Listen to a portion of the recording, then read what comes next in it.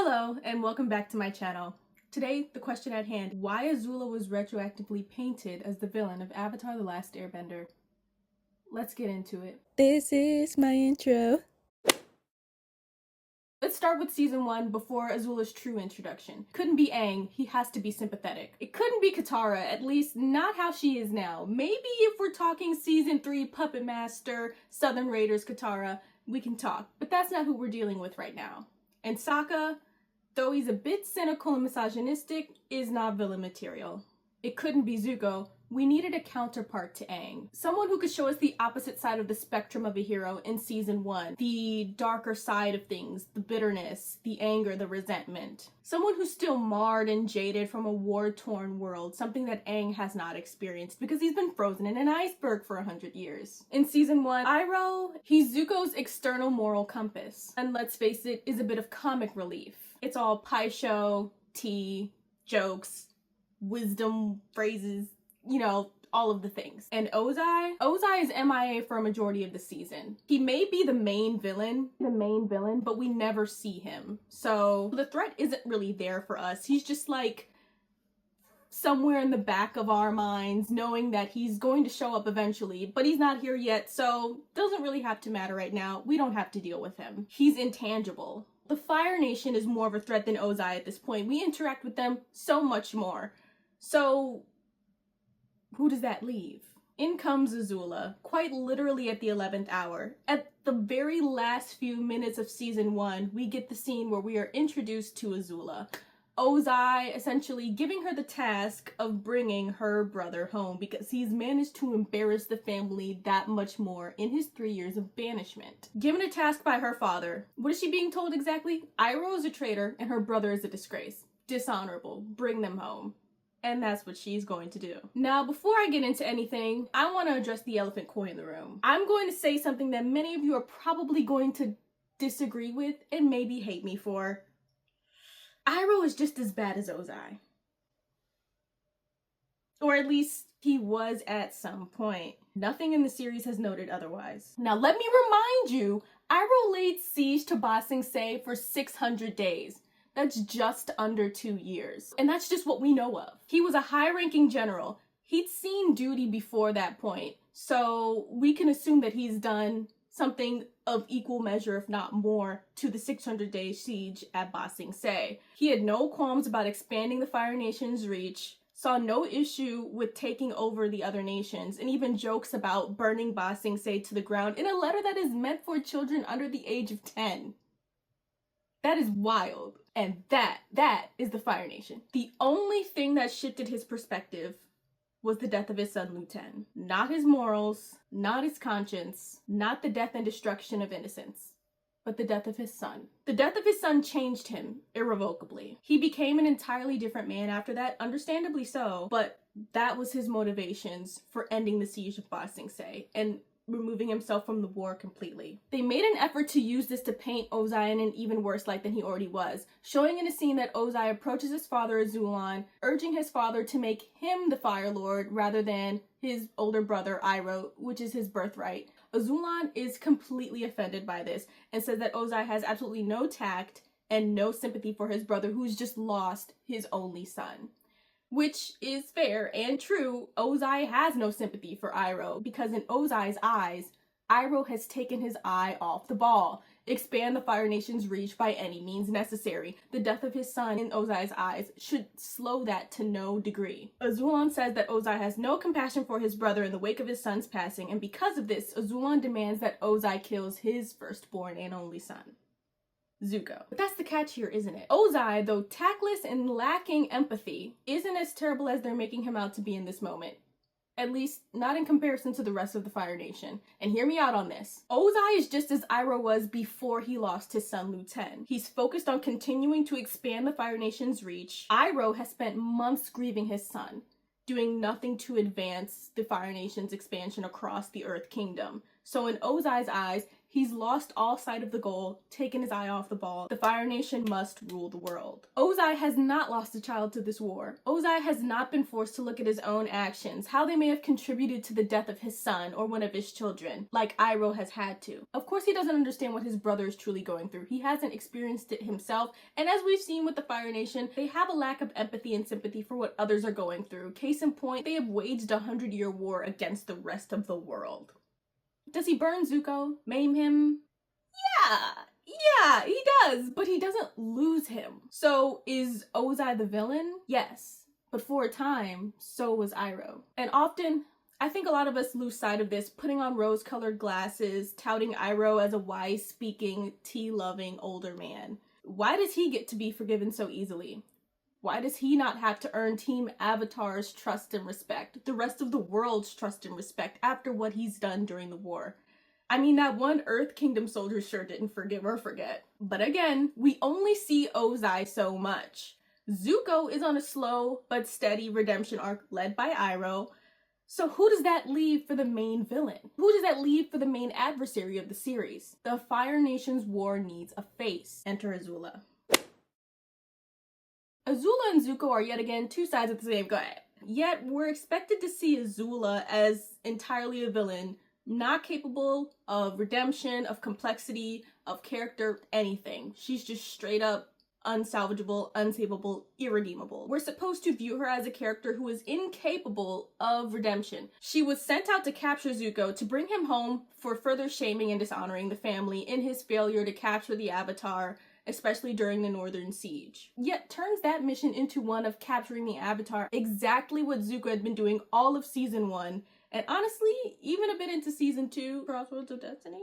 Azula is a scapegoat, plain and simple. She's ruthless, she's strategic, cunning, funny, and at times is an absolute menace to society, and is an absolute master firebender. Iroh speak of her as if she is unsavable, nothing left to be done, she's a lost cause. Need I remind you again? She's 14. Zuko is 16.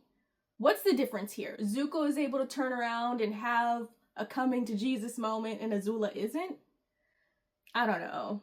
Zuko was feverishly and relentlessly pursuing the Avatar all of season 1, doing arguably similar things that Azula is doing, threatening the safety of his crew by having them sail through a massive storm simply to continue his pursuit of the Avatar. Azula doing something similar in the first episode. We see her with her threat of, the rocks have already decided to kill you, I haven't yet. So I mean, like, things, what are we really saying here? What is the true difference between the two of them? Let's start with one of the first tools used to color the content of her character to us as the viewer. Azula always lies. Azula always lies. Zuko first utters this phrase in season 2, episode 7, Zuko Alone. I would argue to say that Azula never lied. Did she twist the truth? Sure. Did she manipulate the situation to her advantage? Absolutely. Did she withhold information? Yes. But did she lie? If she did, very rarely, and never really in the occasions that Zuko puts it in context. So let's talk about that. Father regrets your banishment. He wants you home. This was not a lie, but a twisted truth. Ozai does regret Zuko's banishment, again, because Zuko had managed to embarrass him further during his banishment, trying to regain his honor. Not a lie, just a disguised truth. Not saying that it's right or wrong, I'm just saying what it is. It is what it is. In this episode, Zuko shouts, "You lied to me!" And Azula responds like I've never done that before. Let's focus on the very first time canonically that Zuko says this line, Azula always lies. It was when she told him that their father was going to kill him. Let's check the tapes, okay? In season 2, episode 7, Zuko Alone, Azula tells Zuko, "Dad is going to kill you." Really, he is. This is not a lie, and Azula says as much. Ozai was going to kill Zuko, as ordered by his father Azulan. Not a lie, but a truth. A truth Zuko wouldn't know of until decades later in the search when they find his mother and everything gets exposed and brought to the light.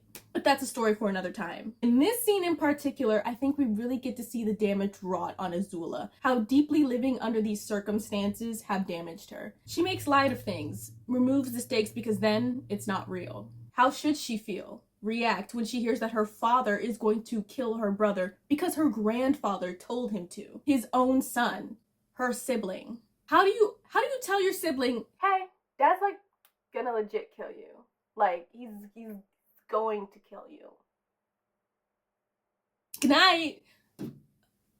What? How damaging it must be for them, for her, to live under such circumstances, that this is a real and true possibility.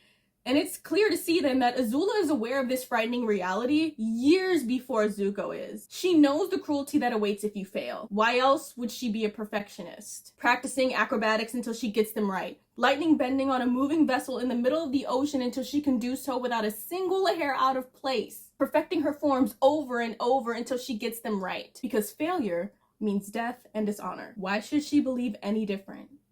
She's seen it. Her mother? Dead. I mean, we know she's not, but Zuko and Azula don't, so. Iroh? Disgraced. Her brother? Dishonored. Banished. Her grandfather? A shell of his former self, then dead. Lu-Ten? Killed in battle. In Azula's mind, if she wants to survive alone in that palace, especially in the 3 years after Zuko's banishment, she has to be perfect. Think about how much of a buffer Ursa was for Azula and Zuko, drawing most of Ozai's ire. With Ursa gone, there is no room for error. Despite whatever Azula's relationship may have been with her, that buffer is gone. So when Zuko says Azula always lies, it's a comfort for him in a severe moment of denial, because how is a child supposed to process hearing that their parent is going to kill them? I mean, denial, denial, denial. This is the ram in the bush all over again, except Azula is not God, and this is not a test. It's a punishment. And to keep his sanity intact, Zuko had to believe Azula was lying. What was the other option? Seeing his father for who he truly was, his cruelty? And then you would think that when Ozai burns Zuko years later, after defying him in a council meeting, after seeing the depths of his own father's cruelty, that maybe Zuko would think back on that moment and say, hey, maybe Azula was telling the truth and Dad was going to kill me. No, he doesn't do that. Nope. Still sticks with Azula always lies, so I guess that's just where we are. Even when Azula tells him straight up, Mom's gone, nobody knows where she is, he doesn't believe her, saying, not funny, Azula, you're sick. Bro never even assumes best intentions. Like, oh my gosh, dude, I have to assume that Azula never tells Zuko the straight truth anymore because she simply doesn't think that he's going to believe her anyway. And what's really interesting about this episode is that they truly take the time to paint Azula in a villainous light. But the viewer has to remember that this memory is being seen through Zuko's eyes. So we're not really fully getting the full story even then. And what we can assume from this episode, though, is that Azula spends more time with her father.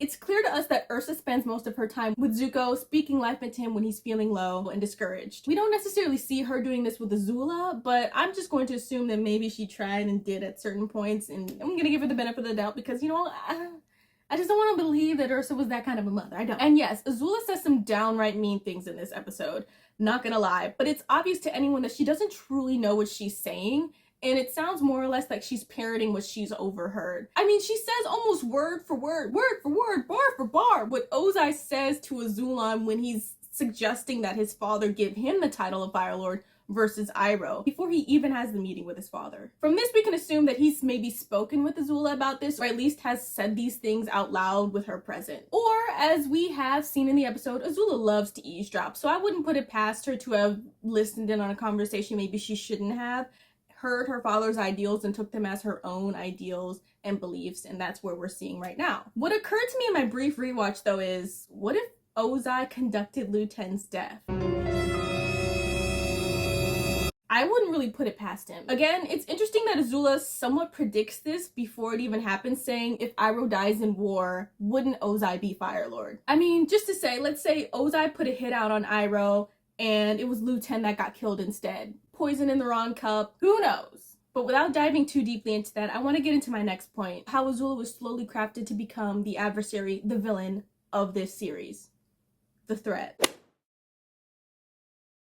I think it's taken for granted just how skilled Azula is at bending. I know a lot of people talk about how great she is, but I think that we really haven't truly understood. Azula is a prodigy. They say as much in the series as well in the comic. And she's firebending earlier than most people ever do. Ozai himself is shocked and surprised, which I'm sure is very difficult to do for this man. Bending at such a young age, I want to say maybe 5. In the comics, it's not really clear, but I know that in the flashback she's older than 5 and she was already firebending then. So let's just assume she's at least younger than 7 years old. Children will look around them, usually to their parents or adults, for cues on how to act and how to react. When Azula first firebends, Ursa's the first one to find her, and she says, "You were firebending." Azula's unsure if this is a good thing, if her mother's happy, if this is good for her development or not. Her mother isn't happy. In fact, she's rather disappointed, and Azula notices this and reacts in a much similar way, very subdued, very unsure. Until Ozai arrives, overjoyed. Then Azula is laughing. Azula is happy, elated, excited, happy to be celebrated for something she's just able to do naturally. But it's not enough. She still needs that validation from her mother, rightly so. She's a child. Even Ozai notices this, that Azula is looking for this validation, and he urges Ursa to say something. He says, "Ursa, aren't you proud of our daughter?" And Ursa still says nothing until Azula pleads one last time. And do you know what Ursa says? Do you know what Ursa says? You are your father's daughter, Azula. What? Ursa! Get it together, woman! How is she supposed to take that? We've already established that Azula picks up on cues, is very observant. Can we assume that Azula is aware that her mother doesn't necessarily care for Ozai, that he's not her favorite person in the world, that she questions a lot of his decisions and authority? Would Ursa's words in this moment be damaging to Azula in such a crucially pivotal moment? I would say so, considering it was a strong enough emotion that when she was being attacked by a spirit, Azula flashed back to it. So I'd say Ursa did some damage there. Really, we don't have to assume. The spirit does it for us, fracturing Azula's memory of this moment, making it so that Ursa proudly says, "Oh, Azula, I'm so proud of you. What a special girl, firebending at such a young age." Azula perfects her firebending to her father's standards because he was the only one to take interest in her ability, in her skill. Zuko connects more with Ursa, and this is seen in his desire to wield dual swords, especially in his use of his mother's theater mask as the blue spirit, taking bits and pieces of his mother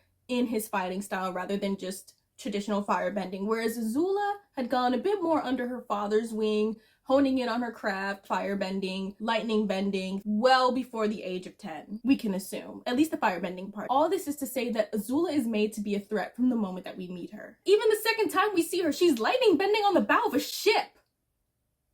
It's insane. Something we haven't seen at this point in the show. We have not seen a single lightning bolt bent. That'd be like if we saw Toph metal bend off rip. Like, first time we're seeing her, she's metal bending. That would be an absolutely insane power set to have just off rip. But they give that to Azula. Why? It's because Azula needs to be seen as a threat immediately. They even go the extra mile to show us that Iroh himself is concerned with Azula's skill level, especially going up against Zuko. If you notice in that first fight between Azula and Zuko, she doesn't use her bending in the first half of the fight. She just simply dodges a lot of Zuko's bending.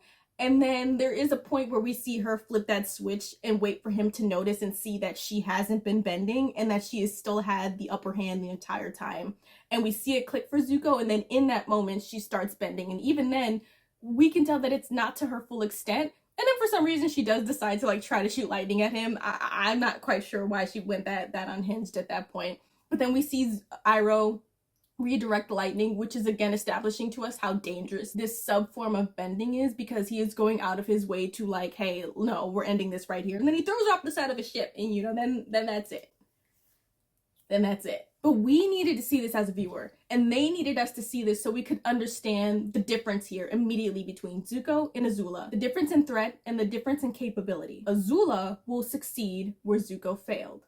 Azula will capture the Avatar. Azula is better than Zuko at mastering the craft of firebending, at tracking, at gathering intel, at wielding the power of the royal family over others in power, generals, kings, etc. She will capture the Avatar. We see this come to fruition in season 2 when we see Azula outsmart Long Fang, overtake the Ty Lee, overtake the Kyoshi warriors, infiltrate the Earth King's palace, impersonate the Kyoshi warriors, and we see this all come to a head in the season 2 finale, Crossroads of Destiny, when Azula is able to flip Zuko back to her side and not capture the Avatar, but kill him. End of series. No, but seriously, if it wasn't for that spirit water, my boy, it'd be curtains for my boy. It'd be curtains.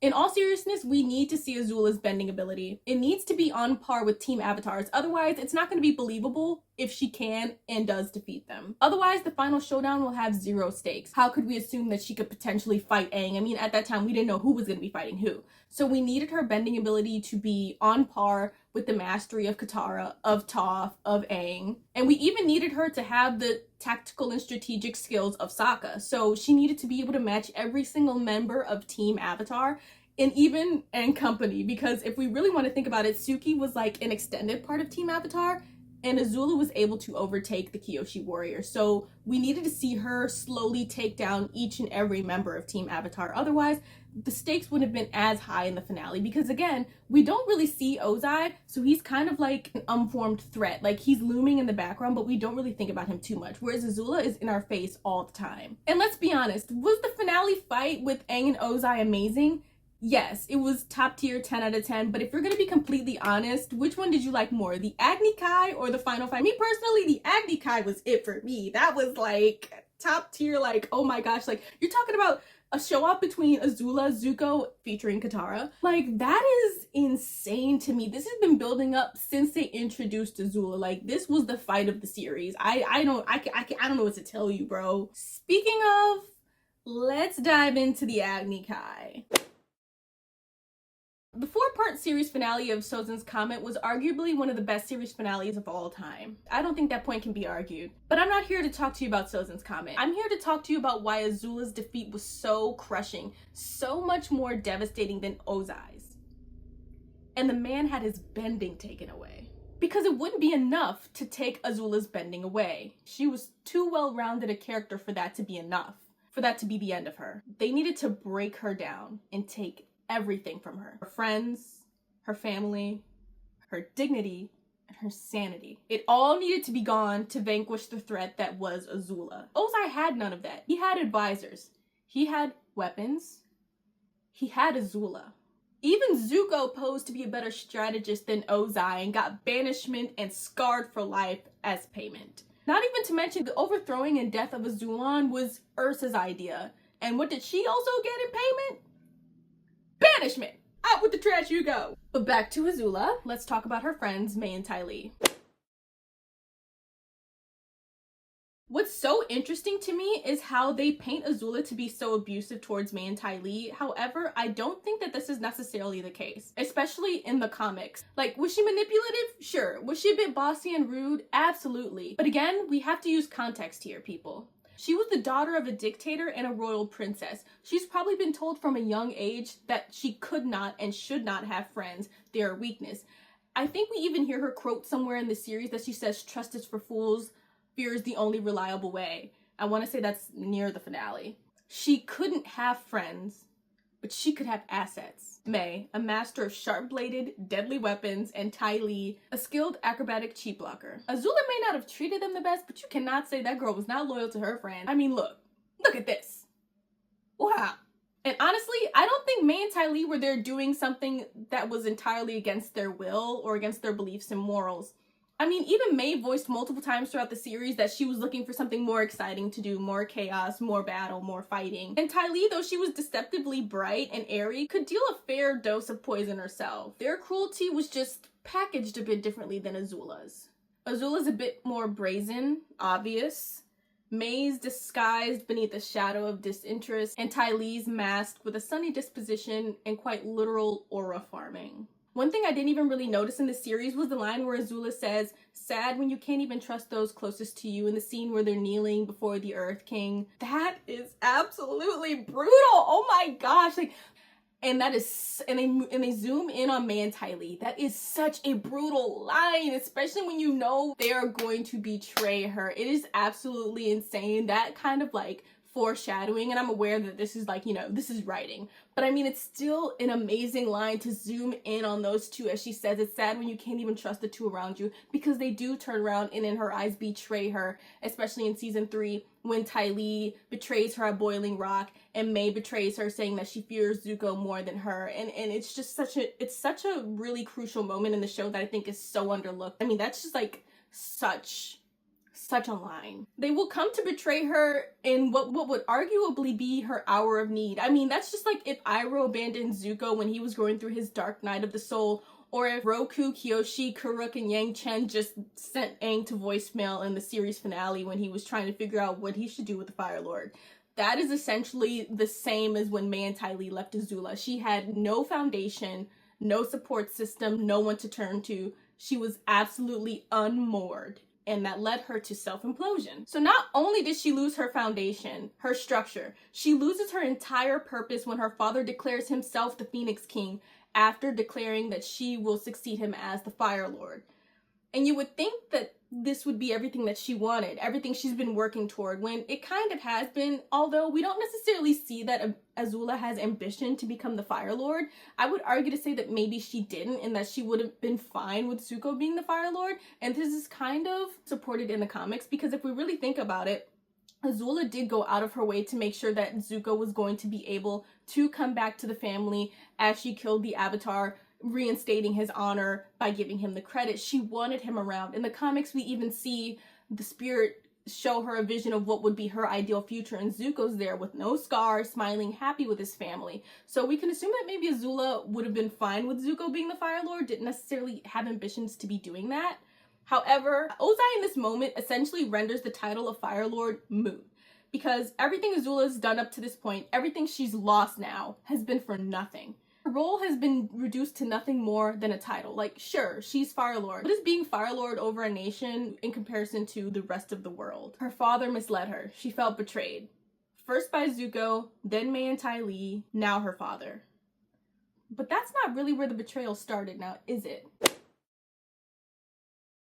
It was her mother. Azula was first betrayed by Ursa. We see her attempt to unpack this in the beach episode before immediately making light of things, as she usually does. You see that? You see that internal hatred? She truly thinks of herself as a lost cause, a monster. And isn't that really sad? She thinks she's unsavable, that everyone sees her that way anyway, so why try to be something different? What's so sad is, I think in the series finale, I think Azula thought the hallucination of her mother was real, right up until it said, "I love you, Azula." And in that exact moment, Azula knew that was not her mother, because her mother thought she was a monster, and that broke her. It hurts to see how much that realization hurt her in that moment, how much it cost her to accept that truth, how terrifying it must have been to realize that she was hallucinating, that she was losing her grip on reality, that she was hearing voices, was slipping beyond comprehension, and she had absolutely no one to fall back on, no one to rely on, no one to help. There was absolutely no one she could turn to. She was entirely and utterly alone, and not of her own making. Yes, she banished the entire palace. Yes, she treated her friends as weapons, but it was exactly what she thought she was supposed to be doing. Again, think of how her upbringing was. Zuko had to be taught, had to be handheld by Iroh through navigating the rights and wrongs of life. How was she supposed to know? Her own father used her, saw her as nothing more than a weapon to achieve the means to his ends, and called it love. Why would she not unknowingly inflict that same pain onto Mai and Ty Lee? She loved them. At the very least, she cared for them, and they still abandoned her. So yeah, at the end of the Agni Kai, after goading her into becoming the worst version of herself, goading her into bending lightning at him, clearly asking for death or expecting her to understand that she could kill him right then and there, Azula gives in. Why wouldn't she? Azula was a broken child, shaped to become the villain her father was too much of a coward to be. The weapon her uncle pretended wasn't crafted before his very eyes. The adversary her brother strived and failed to be and beat. The monster her mother birthed and hated. The only person standing in the way of the Avatar, achieving his goal of ending the war, of achieving true peace. She let the pain and the suffering of her upbringing overtake, and in that moment, let the monster out. Let the monster relinquish the control it never wanted. Defeated at the hands of a water-bending peasant. Only element to have ever bested her in battle, as far as we'd seen. So no, I don't believe Azula is a true villain, that she's unsavable, irredeemable. In fact, I think the exact opposite, that Azula is most deserving of redemption. That she was failed time and time again by those that should have protected her, should have fought to see the best in her rather than what she could do for them or what they could gain by choosing to be on her side. She conquered Ba Sing Se without killing a single soul. She managed to restore her brother's honor to allow him back home. She made sure her friends were given the respect they deserved. And all she got in return was a straitjacket, a cold cell, forgotten while the rest of the world moved on without her. A child, only 14 years of age, abandoned by everyone she once considered family. Then came the search. Thank you so much for watching this video. I hope you enjoyed it. Let me know your thoughts below of what you think about Azula. Do you think she was a villain? Do you think she's misunderstood? Do you think she can be redeemed or deserves a redemption arc? Are you looking forward to seeing the Avatar movie later in this year if it comes out on time? If Azula will have any sort of plot line in this movie or in the upcoming comics, let me know what you think down in the comments below. Thank you so much for watching this video. Please watch my other videos. I have one about Bianca Barclay in the series Wednesday, and I do have a couple of more videos coming out soon. Hopefully one about Legend of Korra, one about Arcane. So if you want to stay tuned on that, please subscribe to the channel. Thank you so much for your time, and I'll see you on the next one.